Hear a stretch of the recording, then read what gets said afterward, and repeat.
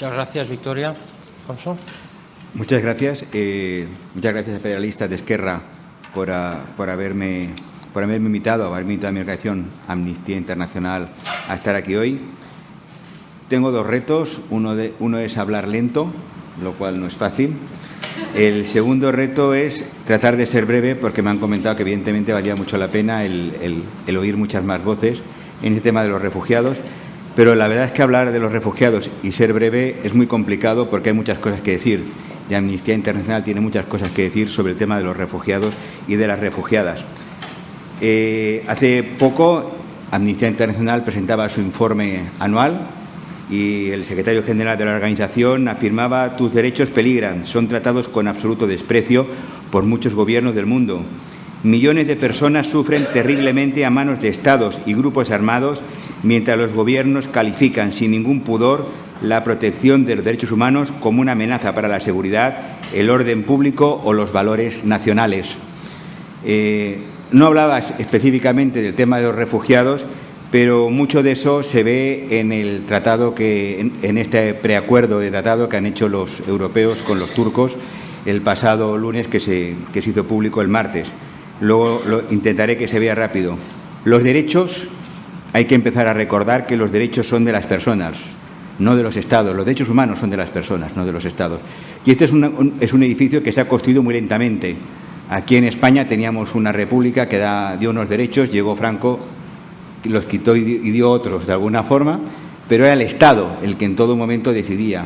Hay una construcción, desde la famosa Declaración Universal de los Derechos Humanos, en los que la gente ya no nace desnuda, nace con una mochila cargada de derechos en todas partes del mundo. No hay ningún niño que nazca en ninguna parte del mundo desnudo. Todos tienen derechos y todos tienen derechos muy importantes, básicos, que han de ser respetados por todo el mundo. Porque además hay otro concepto que es muy importante desde la perspectiva de Amnistía Internacional, es que los derechos se tienen que defender. Los derechos humanos, o sea, nadie defiende los derechos humanos si solo los defiende en su país, si solo los defiende en su ciudad o si solo los defiende en su región. Los derechos humanos son universales.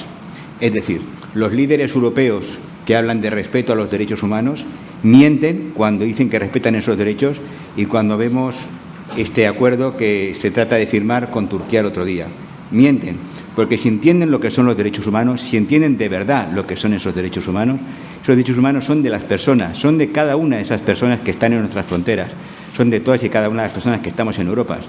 No son derechos que los estados pueden quitar o poner a su arbitrio, o poner o quitar según sus necesidades económicas o según sus necesidades políticas en cada momento. Esos derechos son de cada una de las personas y se debe responder ante cada una de esas personas por qué no estamos haciendo más por estos derechos.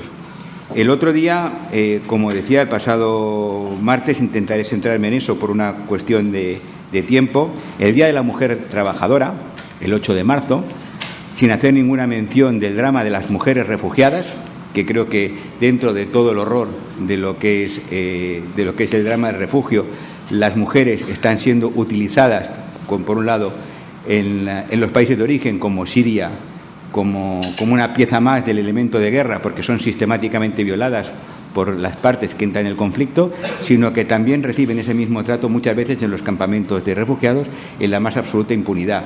Los grupos más vulnerables son especialmente desoídos en muchos de estos casos cuando se trabaja este tipo de temas. Pues ese 8 de marzo se hacía público un tratado en el que Turquía confirmaba su compromiso de aplicar el acuerdo bilateral de readmisión que había firmado con Grecia para aceptar el rápido retorno de todos los migrantes que no estén necesitados de protección internacional.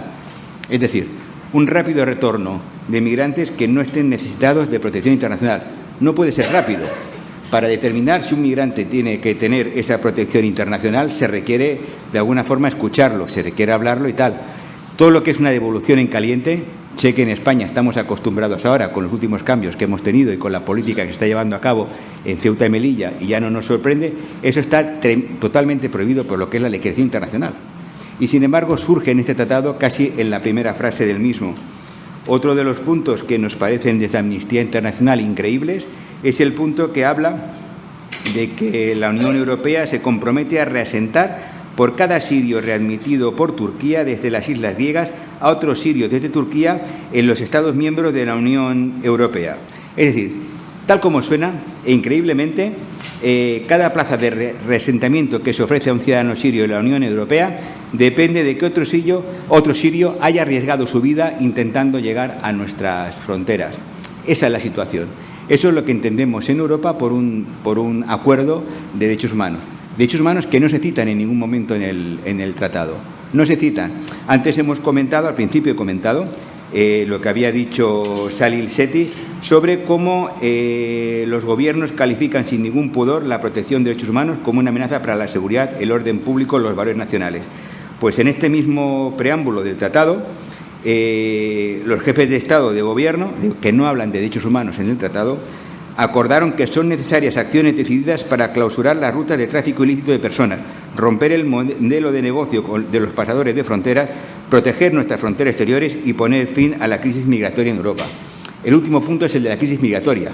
Lo primero es acabar con los grupos de delincuentes que los hacen pasar. Es mucho más fácil, sin duda, hablar de garrote que hablar de libertades. Pero creo que la Unión Europea, con los años que lleva, posiblemente debería saber mucho más hablar de valores como los que aquí hemos estado hablando, que no hablar del garrote. Es mucho más fácil, evidentemente, en un discurso ser populista y hablar de esas redes de tráfico ilegal y no recordar a ese millón de personas que el año pasado vino a Europa y esas miles de personas que se esperan, cientos de miles que se esperan que vengan este año. Amnistía Internacional ha puesto, ya me voy yendo del tiempo, está haciendo una campaña en Internet, yo acojo, allí las personas que quieran lo pueden firmar, allí está de alguna forma todas las medidas que Amnistía estamos intentando impulsar para ofrecer algún tipo de solución, muchas coinciden con muchas de las cosas que aquí en esta mesa se han dicho, en esos valores que tiene que la Unión Europea trabaje al unísono con políticas comunes y no esa capacidad de decisión saltándose normas europeas por parte de los Estados miembros sin que pase absolutamente nada, lo tenemos ahí. Y en cualquier caso, esto sería todo lo que me gustaría hablar ahora. Muchas gracias.